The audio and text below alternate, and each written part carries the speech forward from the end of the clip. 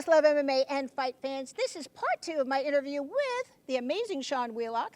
So Sean, you've recently also signed up with Roy Jones Boxing. Let's talk a little bit about that, because that's a great honor for you, I'm sure. Yeah, Roy Jones Jr. is actually my all-time favorite fighter, and that I get to work for Roy and his promotional company. It's Keith Veltri and Roy Jones, and I started commentating for them a few shows in 2016.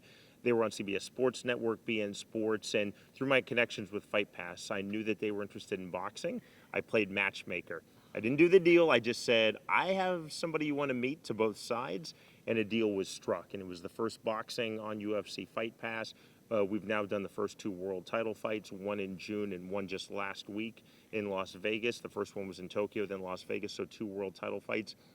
And it's an amazing series, working for Roy, working for Keith Veltri. You have such an outstanding resume. Am I missing anything? You got M1, you got what else? What other, you got like 1,000 other promotions that you're also working with. So you got to tell me what those are. Tell our viewers what those are. And I want to know when the heck you darn sleep.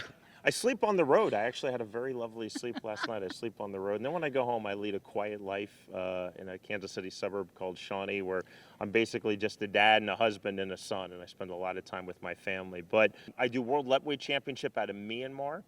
Lightweight is very close culturally to Muay Thai, and Myanmar, the former Burma, is on a border with Thailand. They use hand wraps, so it's not quite bare knuckle, but they use hand wraps instead of gloves, and they allow headbutts. I think it's better and more exciting than Muay Thai, but you see a lot of crossovers with the athletes. Commentate the Roy Jones Jr. Boxing Series, Karate Combat, which is a really fun hybrid sport, bringing in elements of kickboxing as well as submission grappling and some ground and pound from MMA. M1 Global, that I do the shows. We have a show coming up in October in Portland, Oregon. So I'm very, very fortunate. I'm a guy who just happened to watch UFC 1 live November 12th, 1993. My mom happily paid the $14.95 and absolutely changed my life. So speaking of your mom, I read she's been such a great influence on your life. We have to talk a little bit about that. Yeah, no, my mom's an amazing influence. I'm probably the only child of a single mom. And she was my benefactor on all things fighting. So she's retired now, but she was a public school art teacher, which teachers know that means you don't make a lot of money. But if I wanted to watch WrestleMania, or if I wanted to watch Mike Tyson or Oscar De La Hoya, or something crazy that I saw a poster for called the Ultimate Fighting Championship, my mom was happy to pay it. I think she knew that she was somehow, in a weird way, investing in my future, and it paid dividends. I speak to my mom virtually every day. She lives 15 minutes from my house. Big part of my life.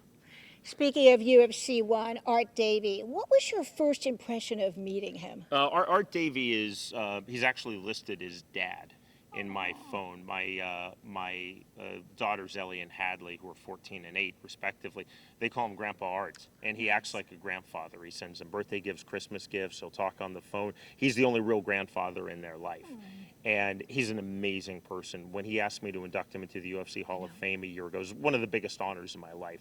Art and I have a friendship that's unlike any friendship I've ever had, to where we are essentially family. I don't know if he quite thinks of me as his surrogate son or not, but we're awfully close to family right now, just the fact he's dad in my phone. Art Davie, it literally came from me cold calling him years ago with nothing else than I was able to scramble, and after a lot of trying and a lot of research online, found the phone number that I cold called, and Art Davie answered.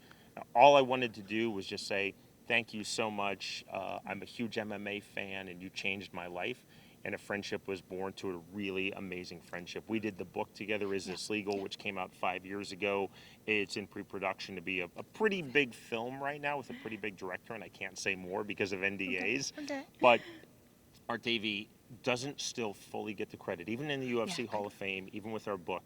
This is the guy who was an advertising executive. In 1989, he quit his job. He spent all of his money, spent 4 years of his life to create this thing called the Ultimate Fighting Championship. And Susan, I think one of the reasons he doesn't get the credit, the idea was there. It was so obvious. And there had been mixed match fighting, but there was always a caveat to mixed match fighting. It was, well, you can do this, but you can't do that.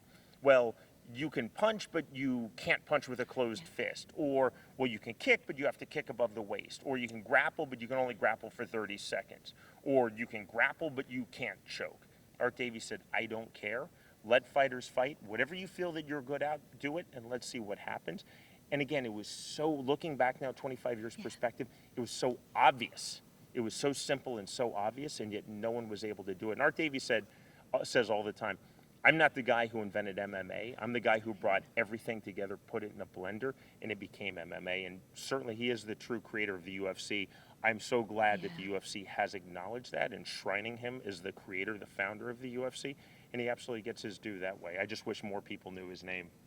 One of the things that I really enjoyed when I spoke to Art was from an entrepreneurial point of view, because he, like David Feldman, also did not give up. And he waited, folks, till the very end to sign that deal. As you know, you talked about that in Yes, the book. it's in the book. We should talk a little bit about that, because he gave me sort of courage, too, when I was starting out. And I feel like his story is not only inspiring to just MMA and fight fans, because he started the UFC, but he had a lot of chutzpah. So we got to talk about that. Well, I'll get to the story in a moment, but I will tell you that early on, I put Dave Feldman and Art Davie together on the phone because David mentioned my relationship with Art, and I said, I want you to speak to Art. I want you to see what you've gone through. And in so many ways, what Dave is doing is following absolutely what Art Davie did. And if you look at the early UFCs, they were in Wyoming, they were in Mississippi. Look where look where BKFC. We're in Biloxi, Mississippi now. So many of the bigger state commissions were like, no, this is barbaric. We'll never allow this.